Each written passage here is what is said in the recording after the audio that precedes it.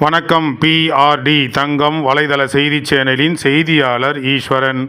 அனைத்திந்திய அண்ணா திராவிட முன்னேற்ற கழகத்தின் ராணிப்பேட்டை மேற்கு மாவட்ட கழக செயலாளர் எஸ்.எம். சுகுமார் அவர்கள் சமீபத்தில் வாலாஜா நகரத்தில் தண்ணீர் பந்தல் திறந்து வைத்தார்.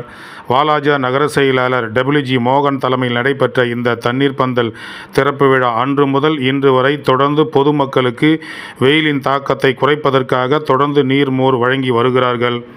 இன்று மாவட்ட அண்ணா தொழிற்சங்கத்தின் துணை செயலாளர் அனந்தலை கிராமத்தைச் சேர்ந்த திரு பழனி அவர்கள் முன்னிருந்து இன்று பொதுமக்களுக்கு குளிர்ந்த நீர் மோர் வழங்கினார்.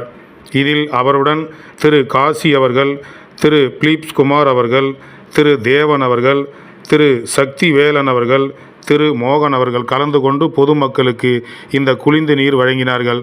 தொடர்ந்து வாலாஜாபேட்டை நகரத்தில் நகர செயலாளர் டபிள்யூ.ஜி. மோகன் தலைமையில் தொடர்ந்து இந்த நீர்மோர் வழங்கும் நிகழ்ச்சி தொடர்ந்து நடைபெற்று வருகிறது என்பது சிறப்பு. செய்திக்காக ஈஸ்வரன்.